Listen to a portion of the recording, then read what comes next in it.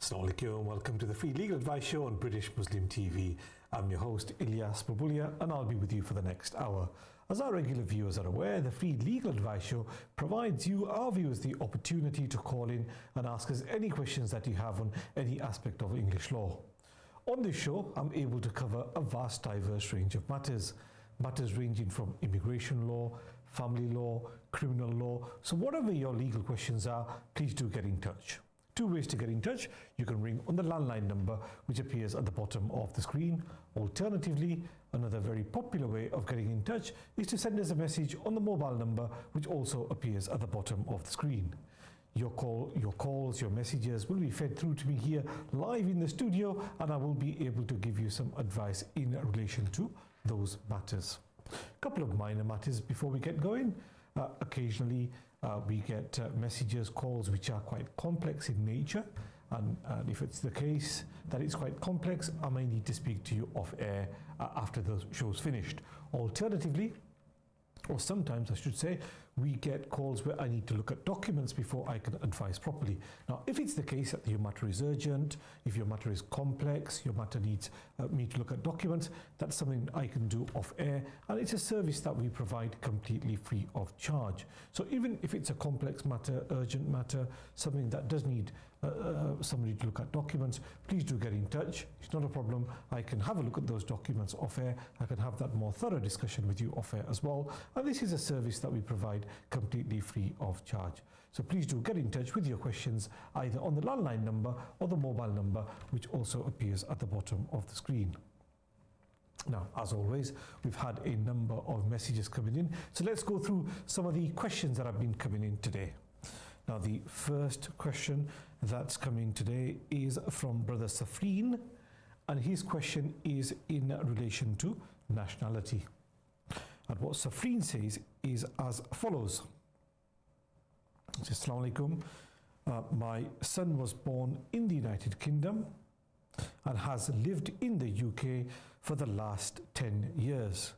I understand he's able to apply for British nationality. How do I go about this? What kind of evidence do I need for my son's nationality application?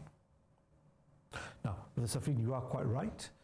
If your son was born in the United Kingdom, and I'm assuming neither you nor your partner has British citizenship, so he can't qualify for citizenship in the normal way, if I put it that way, based on the parents' either indefinite status or based on the parents having nationality. I'm assuming that he can't use that normal process. Hence your question about your son having been born in the UK about 10 years ago and him having now completed 10 years. You are quite right. If your son was born in the UK 10 years ago and has lived in the UK for 10 years with very limited absences, then he is able to apply for British nationality as soon as he reaches the age of 10. Now, the application is made on Form T, and in terms of documentation, you do need to prove a number of things. You do need to prove that your son was born in the UK.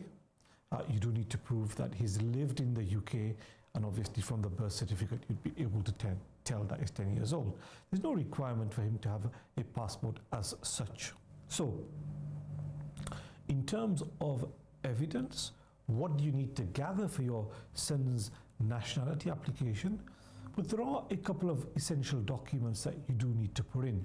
And those documents are there so that the Home Office can tell that your son has lived in the UK. So one of the first documents, as I touched upon, would be the birth certificate for your child. So the birth certificate obviously demonstrates when your son was born, and it also proves that your son was born in the UK. So that's the key starting document that you need to have, son's birth certificate, which no doubt you will have if your son was born in the United Kingdom. Now then, what you need is proof of your son having lived in the UK for 10 years. So typically what you would submit is if your son has a red book when he was born, which contains important medical data. You can submit a copy of the Red Book for your son. If you don't have it, it's not a problem. You are also then able to obtain medical records for your son, and you could obtain those medical records from your GP. So it's not a medical letter that we need. So it's not a letter from your doctor saying you've been registered at the practice. It's the whole medical records, the medical history over the last 10 years. So each time your son would have visited the doctor would make a record of the consultation that's taken place. So it's the medical records that you need to submit. So that goes towards proving residence in the United Kingdom over those 10 years. In addition to that, the additional evidence that you need to submit would be in terms of the school that your son's gone to, proof of attendance at the school, and it could well be that your son attended a different school at the age of 4 and 5, and now maybe at the age of 8, 9 he's moved on to a middle school, in which case you'd get a letter from both schools basically confirming the years of attendance at those schools. So what you're doing with that evidence is drawing a picture of son's residence in the United Kingdom. They're obviously not going to ask for bills, bank statements in your son's name because of his age. That's not the kind of documentation he would have. But he would have certain documents such as I've said, the birth certificate, the Red Book, the medical records spanning 10 years. Would also have the letters from the various schools that he might have attended confirming his attendance at the schools. So, Brother Safir, that's basically how you put together an application for British nationality based on your child having been born in the UK and having spent 10 years of his life in the United Kingdom. I hope that answers your question. Now, we've got a message now from Brother Ahmed, and his message relates to the expiry of his biometric residence card on the 31st of December 2024.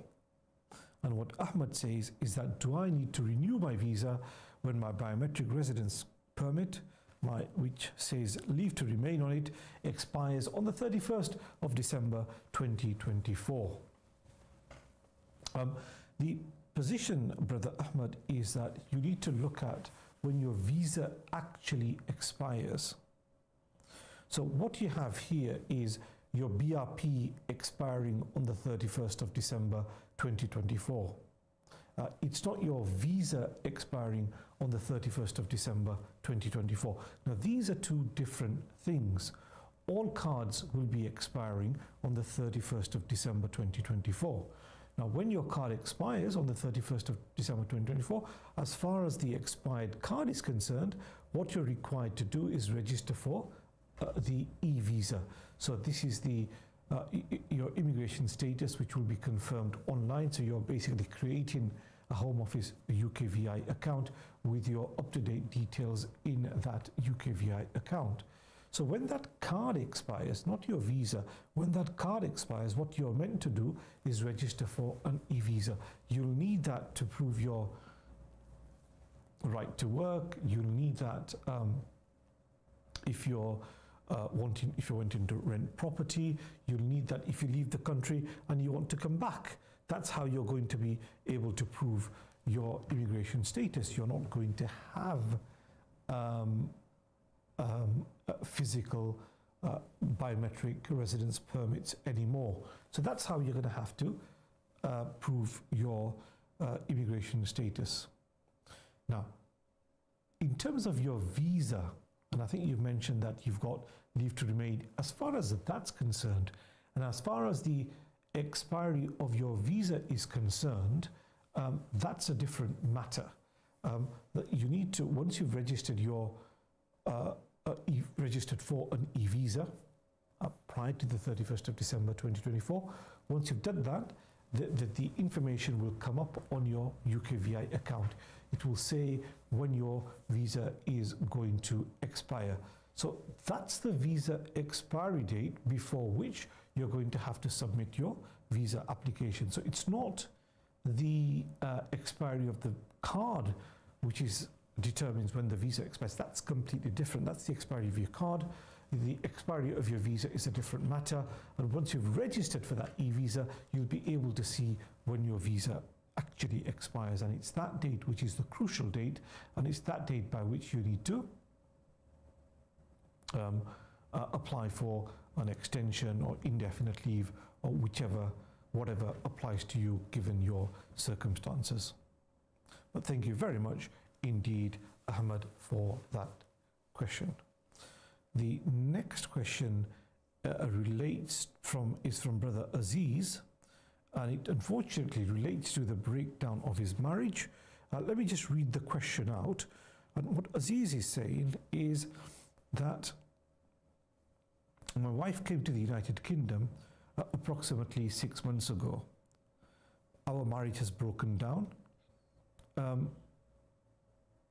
How do I report this to the Home Office, or what do I say to the Home Office, as she currently has a visa based on our marriage from abroad? Now, Brother Aziz, this is unfortunately a very common scenario where you sponsor a partner from abroad for whatever reason, not apportioning blame to anybody, the marriage breaks down. Obviously, there are various steps that need to be taken at that stage, but what you're asking is quite specifically as far as immigration status is concerned, because your wife was in the UK based on marriage to you. What do you do? How do you inform the Home Office? Now, we are going to be taking a short break. After we come back, we'll address this question in greater detail.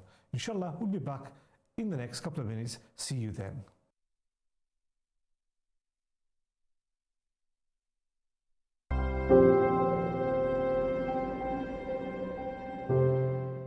I'm in. Now, you ready for a good day? He was a scientific hypothesis. She was a clinical study.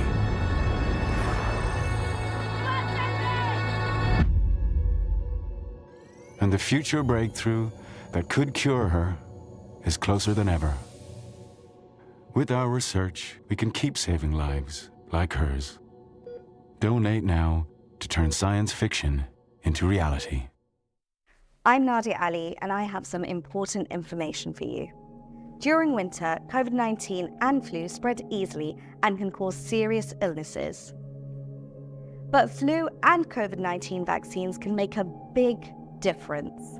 They're safe and effective and play an important part in keeping you protected in the winter. So should you run into these viruses, you are likely to have milder symptoms and recover faster, cutting your risks of being hospitalized. Get vaccinated, get winter strong.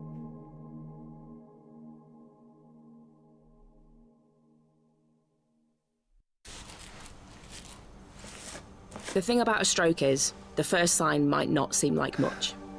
Like not being able to raise your arm. Or struggling to smile.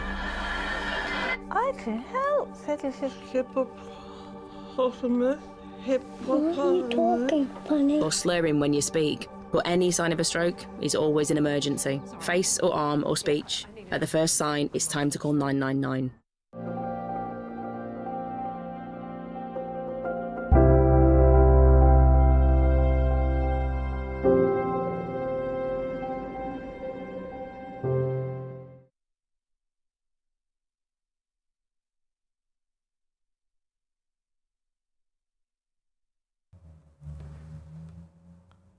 Assalamu alaikum, welcome back to the Free Legal Advice Show on British Muslim TV. I'm your host, Ilyas Bulbulia. To speak to me live on air, please ring on the landline number which appears at the bottom of the screen. And as always, a popular way of getting in touch is to send us a message on the mobile number which also appears at the bottom of the screen. Now let's look at the next question that's come in. And the question is from Brother Faizan. And what Brother Faizan says is that he is currently in the UK on a skilled worker visa. We're just looking at this question before the break, and he says, I have married my wife in the UK. She is a British citizen. What do I need to do to change my visa from my current skilled worker visa to a spouse visa here in the United Kingdom? Do I need to leave the UK before I can do that? Now, Faizan, that's a very interesting and, to be honest, a very common question nowadays, with so many people here in the UK on a skilled worker visa, on a student visa, etc. So it's a very common question in terms of how you switch from one category to another. Now, I'll tackle your second question first, which is whether you're able to switch your visa from within the United Kingdom. And the answer to that question is yes.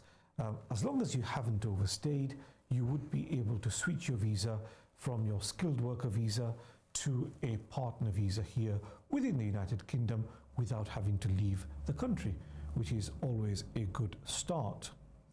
Now, in terms of the evidence that would be required to, or the requirements that need to be fulfilled to do that, you'd obviously have to get married.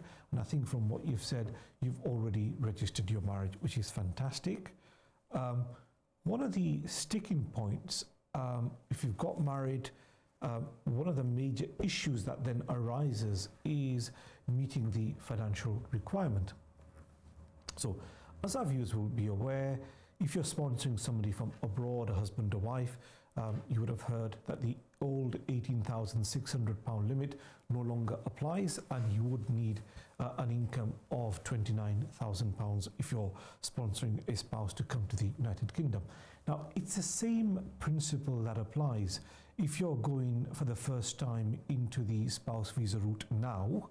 So whatever visa category you're in, if you're applying now for the first time to go into the partner visa category, then you would need to show, or you, your partner, combined or as individuals, however way you do it, you'd need to show an income of £29,000.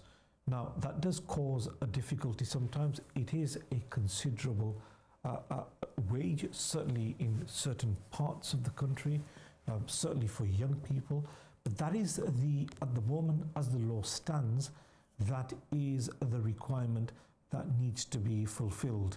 You need to be earning £29,000 a year.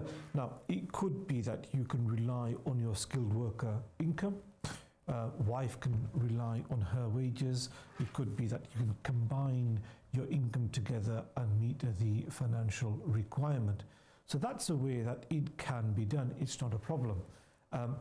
So what's required is, as I said at the outset, it's important that you haven't overstayed.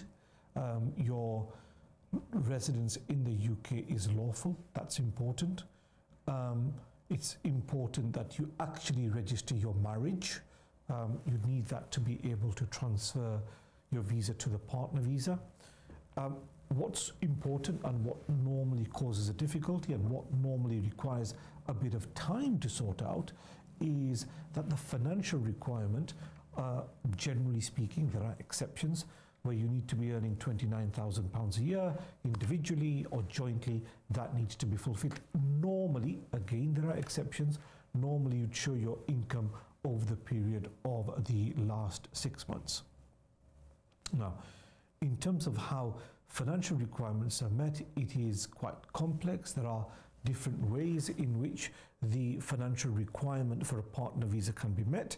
If your matter is complex, I would advise you to seek independent legal advice from a lawyer who is experienced in these matters. Thank you very much indeed for that question. Now, the next question comes from Sister Shahina, and she's asking a question in relation to her daughter. And she is,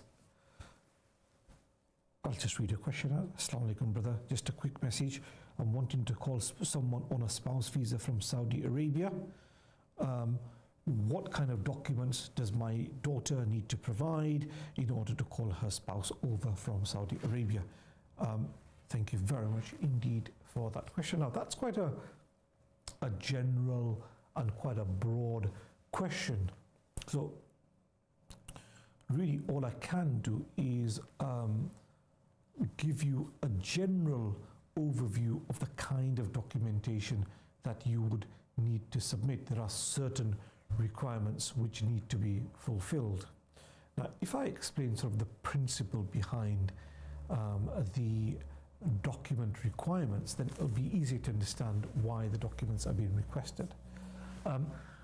First of all, generally speaking, there is an absolute requirement that the person who's applying for a visa needs their identity document, which is understandable. The Home Office obviously wants to have certainty as to who's applying, and for that you need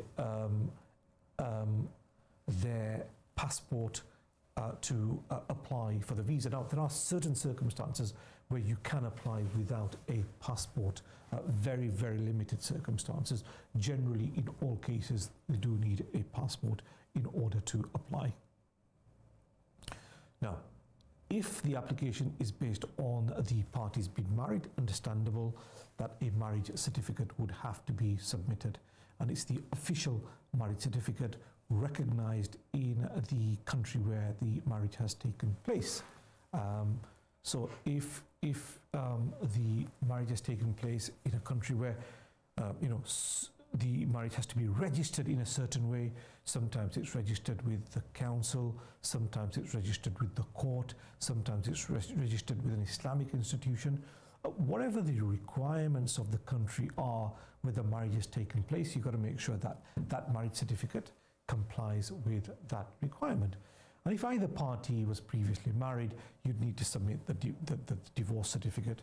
If the party was widowed, then the death certificate would need to be submitted in order to prove that, as far as this marriage is concerned, both parties were free to marry, and now they've entered into a marriage, and that's why we've got the official marriage certificate confirming the marriage that's taken place. So we're talking about a spouse application, talking about a situation where the marriage has already taken place. So that's the first thing you'd need to look at. Secondly, as far as somebody who's abroad, they need to pass the English test. Unless they're from a country where you're not required to do an English test, unless they're age 65 or over. So there are certain other exceptions as well. But in general terms, a lot of the countries that we have clients applying from, whether it's India, Pakistan, Bangladesh, whether it's one of the Middle Eastern countries, whatever it is, Indonesia, Malaysia, generally speaking, there is a requirement that the person coming to the UK as a spouse has to pass an English test. And that English requirement is at quite a basic level. So it's not too difficult. It's a very basic English test that they need to fulfill. Hopefully that doesn't present a problem nowadays. So we've looked at the marriage certificate, we've looked at the requirement of they're having to pass an English test. If you're applying from certain countries, you need a TB test from there as well. Now, if you go into the Home Office website, there's a list of countries from where you need to get a TB certificate. There are some countries which don't require TB certificates. Generally what you find is European countries, Western countries, you don't need to get a TB certificate if your spouse is applying from there. But other countries, you do need to get a TB test certificate. So that's sort of the documents that you normally get together from abroad: the marriage certificate, English test certificate, and the TB test certificate. So it's a collection of a number of certificates from abroad that serve a particular purpose. Now, I know your question was quite general, was quite broad. So in broad terms, now that we've dealt with the documents that we need to get from abroad, in general terms from here, you'd obviously need the sponsor's passport, proving that they're British, or if they're not, proving their status in the UK. The status is such that they can sponsor somebody from abroad. That is fairly straightforward. What you then need, and again, I come back to finances, that is sometimes a sticking point. So how will the sponsor in the UK demonstrate that they are earning enough to meet the financial requirement. Now, that's a huge topic on its own. I know we've talked about an income of £18,600. We've talked about £29,000, which is the current requirement. But there are exceptions to that. There are various ways in which that requirement can be met. So we don't know the specifics of this particular matter, so we can't obviously advise specifically in terms of how the financial requirement will be fulfilled with this particular questionnaire. But what we can say is, look, if you're in receipt of certain benefits, like carers allowance, disability benefits, you might be exempt from the financial requirement completely. If somebody's employed, generally speaking, you need to be earning £29,000 a year. That may be demonstrated over 6 months. That may be demonstrated over 12 months. You could have other types of income that you can take into account. For example, it could be rental income. It could be self-employed income. It could be dividends. So various different ways in which the financial requirement can be met. But that's one of the key things. The other two remaining sort of issues that need to be addressed are reasonably straightforward. There needs to be adequate accommodation available for somebody who's coming over. Generally, that boils down to a room available for the couple once the partner is in the UK. And lastly, you're having to demonstrate that the marriage is genuine and subsisting. Generally speaking, you put photos together of the wedding ceremony, photos after the wedding, could be selfies, etc. And it could be documents such as, this is not compulsory anymore, your call history, your chat history. But generally speaking, Sheena, that's how you put together a spouse application. We're taking our next break. Inshallah, we'll be back in the next couple of minutes. See you then.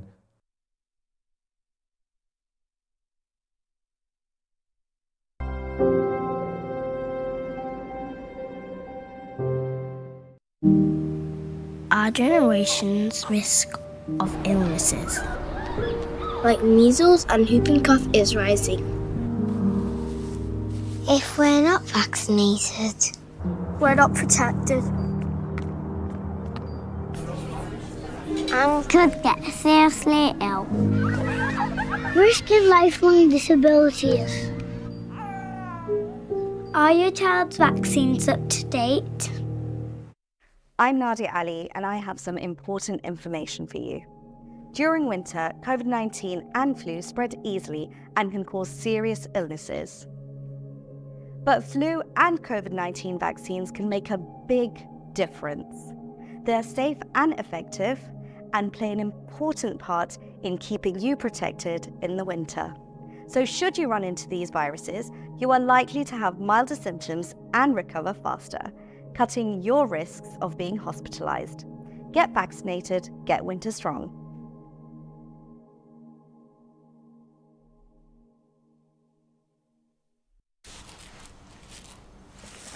The thing about a stroke is, the first sign might not seem like much. Like not being able to raise your arm. Or struggling to smile. I can help, said Ilyas. What are you talking, Bunny? Or slurring when you speak. But any sign of a stroke is always an emergency. Face or arm or speech. At the first sign, it's time to call 999.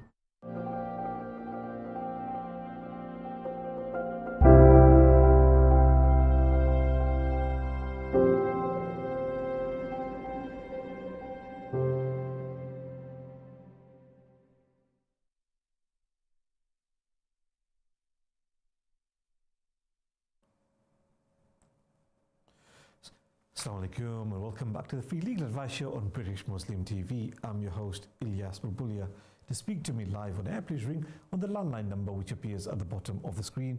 And as always, a popular way of getting in touch is to send us a message on the mobile number which also appears at the bottom of the screen. So let's look at some of the questions that have been coming in on WhatsApp. Now the next question that's come in is from Brother Ibrahim. And his question is again a common question that comes up in practice, and his question relates to his wife's nationality. I was just looking at that when we went for a break. And he says, my wife came to England in January 2011, does not speak any English, so is getting British nationality difficult.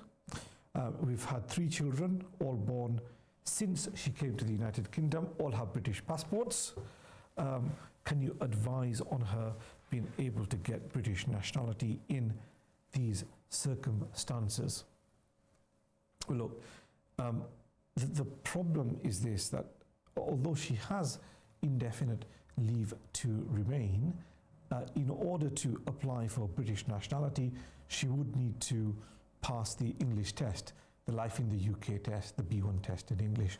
And I completely understand the point you're making, that she's got 3 children here, all born here, all British. So obviously she may not have had time to go to English classes. She may not have time to develop her English skills.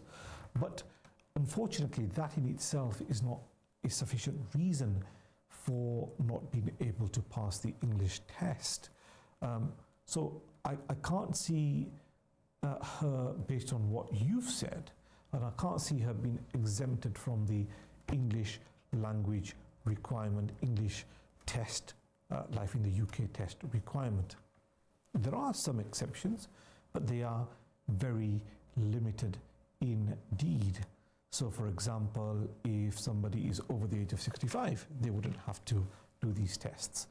If somebody is unwell, so for example, they've got an illness which is quite serious, and normally it has to be some kind of mental illness as such, that it's quite serious, then it's possible, depending on the severity of the illness, depending on what kind of medical evidence you can get together, it's possible that in that situation you could be exempted from the English language and the requirement to pass the Life in the UK test. But generally speaking, it's not possible to do that. So unfortunately, based on what you've said, it seems, Brother Ibrahim, that it might be difficult currently for your wife to be able to get British nationality.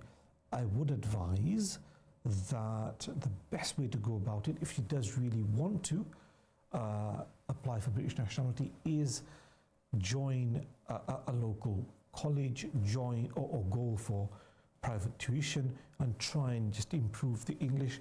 And sometimes what I do find is, as you've said, you've got 3 children, sometimes what I do find is the way that a lot of mothers pick up English is by speaking to their children, listening to their children speak in English, because kids nowadays, they all speak English.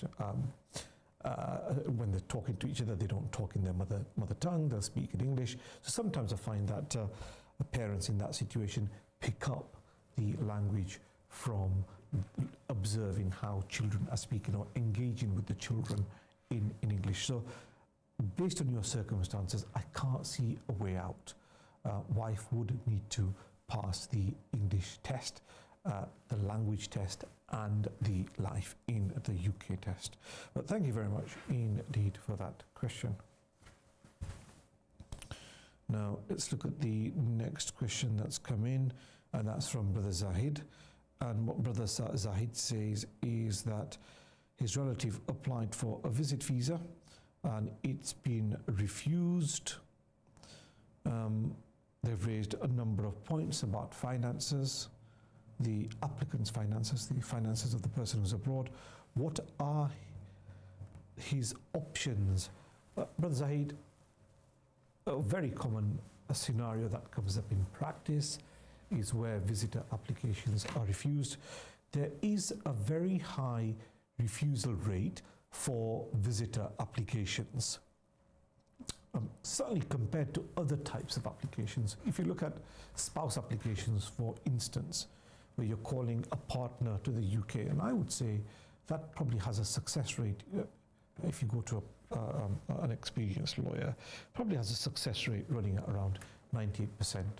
Anybody who knows what they're doing will probably have a success rate around 98% or thereabouts, if not higher. But in terms of visitor applications, unfortunately, it doesn't really matter how well the application is put together. Nobody can guarantee that a visitor application will be successful. Because it's not just a case of the documents that have been submitted. The problem is, and like you said, there's a problem with finances. Unfortunately, from a lot of the countries from where visitors are coming to the United Kingdom, the documentation in terms of somebody's income, somebody's financial situation, the way you demonstrate it, is not something that is very clear. So it may well be that you've got somebody who's getting paid in cash, and that's the norm in their country. It could be that somebody is operating a business, but their bank statement is not a business bank account, it's a personal bank account that they're operating from. So somebody might be financially quite well. Now, it may well be the case, Brother Zahid, that the applicant that you're talking about is financially quite well off, has decent income, but the problem is with the documentation which proves their financial standing. They may not be up to the standard that the Home Office wants. So that's where the difficulty may be. What are your options when an application is refused? You generally have two options. One is you reapply, you take on board the grounds on which the application has been refused, and you try and address that. You apply again and you address that, and you go back to the refusal and say, you said that, you said this in the previous refusal, and this is the answer to what you said. So you could say, look, the Inter-Clearance Officer said they weren't satisfied with my finances because of X, Y, and Z. Here's my response to those 3 points, X, Y, and Z. Here's my response. So one option always is you apply again. The other option is that you challenge the refusal. Unfortunately, there are very limited ways in which you can challenge the refusal. You could, for example, serve a pre-action protocol letter on the Home Office and say to the Home Office, we don't agree with your decision because of these reasons, and if you don't review your decision, we will apply for a judicial review. We'll get the court to look at this. So that's one way of looking at this. So one is to acknowledge the reasons behind the refusal and to reapply, dealing with those points of refusal. The second is to challenge the refusal by way of a pre-action protocol letter explaining why you disagree with the decision. And if the Home Office, once you write to them, come back and say, we'll review it, fine. If they say, we're not going to review it, we stick in with our decision, your option would then be to take the matter to court by way of judicial review. Quite a expensive, lengthy process, so you need to bear that in mind whether you want to take it that far or not. So generally my view generally is that you're better off in most cases simply reapplying and trying to address the points upon which the visitor application has been refused. Let's look at the next question. We've had a number of questions coming in. Let's look at the next question that's come in. And it's a question from Brother Sohail. And his question is about a sponsor license application. Fairly straightforward question. Brother Sohail says, how long does it take for the Home Office to process a sponsor license application? We applied a few weeks ago. We haven't had a response yet. Now, Brother Sohail, I understand what you're saying. As far as sponsor license applications are concerned, it is much quieter than before. It certainly did have, there was a time when a lot of people were applying for sponsor licenses. That's not the case anymore. But having said that, the processing time for sponsor license applications is still more or less the same as before. It depends in terms of how quickly you're going to get a decision back. It really does depend on whether the standard service is being used or whether you applied using the fast track service. A standard application where you don't pay the extra money, you'll typically get a decision in approximately 6 to 8 weeks. Where you've used the fast track service, you'll get a decision within about 2 weeks. Now, it could well be that the Home Office looks at the case and then says, you know what, we are going to look at this application more closely. So, although you've paid extra money, you may not necessarily, you're not guaranteed to get the decision on your sponsor license within those 2 weeks. They could look at it within those 2 weeks and say, look, you know what, it looks complicated. We're going to look at this more closely. It's still quicker than doing a standard application, but it could mean that it does take more than 2 weeks or so to get a decision on your application. But as I said at the outset, the number of applications going in has decreased significantly. There are a lot of sponsor license applications being refused at the moment. A lot of sponsor license applications are ones which are being marked for an interview, and they're not straightforward interviews. There's always a risk that following the interview, the Home Office could say they're not satisfied with X, Y, or Z, and that's why the application is being refused. And the problem is, if an application is refused, there's normally a cooling off period of 6 months, so you can't apply for 6 months, you have to go again after 6 months. But that's basically where we are in terms of sponsor license application. What I would advise, bearing in mind how complex matters are at the moment, that if you are applying, you do now seek legal advice so that you can be advised properly in terms of how you can put together an application which is more likely to be successful than not. And again, just one final point on that, even if you manage to get a sponsor license, even the steps that then follow in terms of applying for a certificate of sponsorship, in terms of applying for a skilled worker visa, they're all pretty complex nowadays. We're taking a short break. Inshallah, we'll be back in the next couple of minutes. See you then. Assalamu alaikum.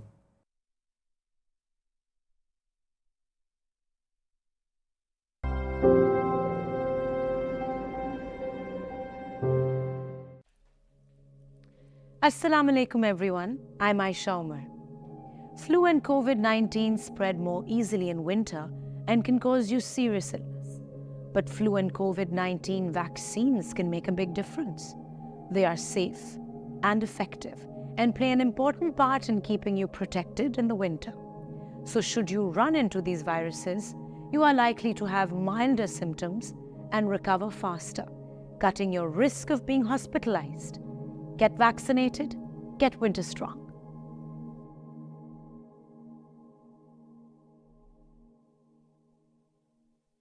Amjad, now you ready for a good day? He was a scientific hypothesis. She was a clinical study.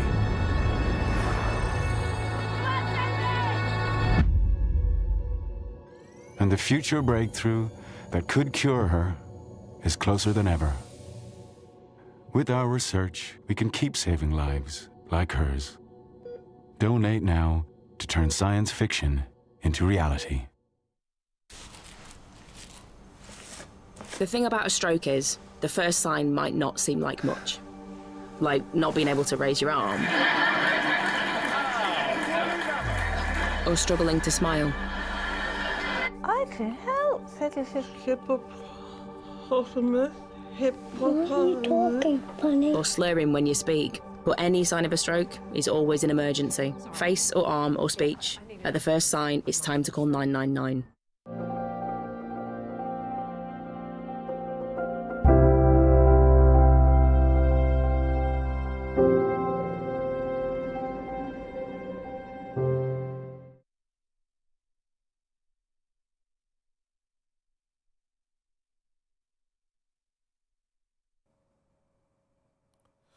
Assalamu alaikum, welcome back to the Free Legal Advice Show on British Muslim TV. I'm your host, Ilyas Bulbulia. To speak to me live on air, please ring on the landline number which appears at the bottom of the screen. As always, a popular way of getting in touch is to send us a message on the mobile number which also appears at the bottom of the screen. Right, let's look at the next question that's come in. And let me just read the next question out. And the question is, Islam's brother, I want to apply for a spouse visa. I just want to know how much is the Home Office fees and the NHS fees. I also have one child as well. Okay. Now, let's look at the spouse visa aspect of it first, and then look at what we do in relation to the child. Okay, now, as far as the spouse application is concerned, the Home Office, and I'll give you some general figures, so that'll help you. In terms of a spouse application, the Home Office fees is about £2,000. Now, that's the application fee. That's the Home Office application fee, £2,000. You've then said, what's the NHS fee? The NHS fee is approximately £3,300. So combined, a typical application would cost around £5,300. £200 for the application fee, £3,300 for the NHS fee. So that combined comes up to £5,300. Now, there are some additional costs involved, which I'm going to go through now. Some of the visa centres that you go to will charge a fee for that visa centre. Some visa centres will be free. So, if I take an example of Pakistan, in Islamabad, you don't pay a fee because that's the main visa centre. But if you were to go to Mirpur, Mirpur has its own fee of just under £100 that you pay. So now it's gone from 5,300. There may be a fee to pay for the centre. Now we're at 5,400. Then some centres require you to purchase the courier service as well. So that may add on an extra £1,500 on that. So that is why you get up to about 5,400 roughly for a standard application. Application fee, NHS fee, and the biometric enrolment centre fee. So we're up to about 5,400. What then tends to happen in practice is that a lot of people will say, you know what, a standard application, I understand, takes about 3 months. So we don't want to wait 3 months. I'll pay the extra fee to get a decision within a few weeks, normally about 3 weeks at the moment. And that extra fee that's payable is £500 for that fast track service. So it's not the next day service, it's one where you're able to get to the front of the queue, but even then it does take around 3 weeks to get a decision. So if you opt for that, it's an additional £500. So you've got the £2,000 application fee, you've got about 3,300 NHS fee, then you've got, might be a centre fee of about £100, up to about 5,400, and then the fast track fee of about £500, we're up to about £5,900 fee. That's for the spouse. Now, I don't know enough about the child's situation.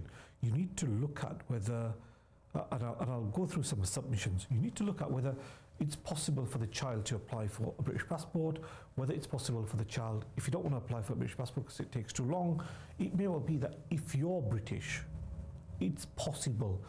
It's a bit more complex than most scenarios, because you need to look at how you obtained your nationality. But if you were born here British, or if you got your nationality here and then you became British, generally speaking, your children born abroad will be British by descent, in which case they have two options. They apply for British nationality or they apply for right of abode.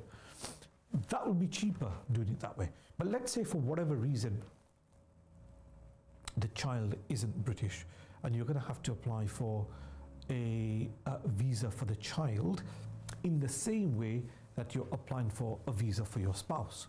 So all the calculations are the same except the NHS. So application fee, £2,000, same. There's no reduction for children. NHS fee is different. It's not 3,300, it's a bit less. It's about £2,400 roughly, because the amount of the IHS fee, immigration health surcharge, which is payable per child, is actually slightly less. And off the top of my head, it'll come up to about 2,400, 2,500, as opposed to 3,300 for the adult. So it'll be much less. The application fee is the same. The NHS fee is less. Let's say it's about 2,400. The biometric centre, the biometric enrolment centre, Fee is the same. If a fee is payable at the centre, it's around £100. The fast track fee, which is about £500, that's the same for a child. So all the fees remain the same for children. The only difference is there's a reduction in terms of the NHS fee, which is payable. So that's the only reduction. Now, what I would advise, based on what you've said about the child, is you always look at whether there's another way of applying for the child. Is the child British? Can you apply for the right of abode? That's always better. But if none of that is possible, you're going to have to go for a normal visa application.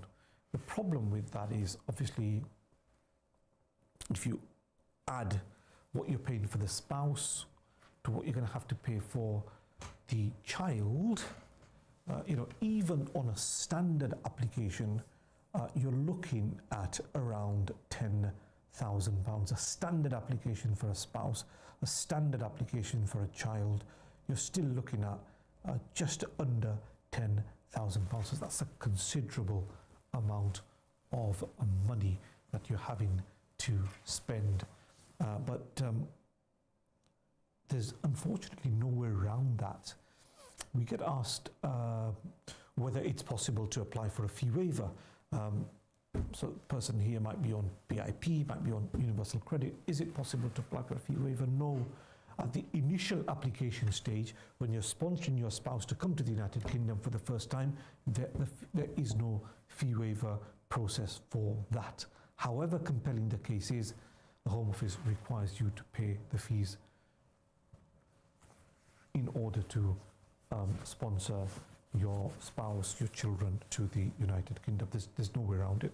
Yes, once they're in the UK, if they need to extend their visa, then yes, there is a process by which you can apply for a fee waiver if your income is not sufficient. So yes, by all means, that's possible, but not at the initial stage. So it is quite expensive, unfortunately. But thank you very much for that question. Now, the next question we've got is from Sister Zalika, and what she says is that she's got her visa, her 2.5-year visa on the 10-year route, and she said, this time we have not been given a card. We are going to get digital BRP cards. So that, Zalika, is what I was talking about before. From the 31st of December 2024, there will be no more cards. So what's happened at the moment over the last few weeks is when people are getting their visas, they're not getting a BRP cards anymore. What they're getting is a letter from the Home Office which says you need to create a UKVI account. So there's no cards anymore. The UKVI account is what I said before. That's what will prove your immigration status, wherever you need to prove your immigration status, whether you're traveling, returning back to the UK, whether you're applying for a job and you're having to prove your status to your employer, whether you're applying for a rented accommodation and the landlord wants to see your status before your landlord lets property to you. You'll have your UKVI account, and wherever you need to prove your status, you will need to give the person requesting it a share code. And the way it's going to work is that you'll be able to go onto the Home Office website and generate a share code and then give that code, I think it's about 6 digits or something thereabouts, give that to whoever's requesting the code, and they can then, with that code and I think with your name and date of birth, they will be able to check your status. So, Sister Zalika, you are quite right. you won't get a BRP card, and I think you've referred to it as a digital BRP card. Well, that's one way of describing it. It's basically an e-visa, as the Home Office calls it. Your visa status is proven by way of your UKVI account. But thank you very much indeed for that question. And I think just on that point, I know a lot of people have been now applying for an e-visa. You do need to get that done. A particular problem I've noticed in practice is where people have got their visa status by way of a sticker in an old passport. They've never even got a BRP card. Again, they need to go through this process as well of applying for an e-visa. Their process is a bit more complicated. They're going to have to do their biometrics. They're going to have to prove their residence since they got the immigration status stamp in their passport. It's a bit complicated, but the time has now really come where this needs to be done. Come 31st of December, your sticker in your passport or your BRP card won't be what you need to prove your status. If you've left the country and you haven't registered for an e-visa, you could be in some difficulty. Sometimes it does take a while. You've done the whole process, but it takes a couple of weeks for your visa to show up in your UKVI e-visa account. So don't leave it too late. There is still time left. Try and get a move on. If you're not sure about how to do it, get advice from an advice center or a lawyer who can advise you on how to do this. Fortunately, that brings us to the end of the show. Inshallah, we'll be back next week at the same time. Until then, Assalamu alaikum.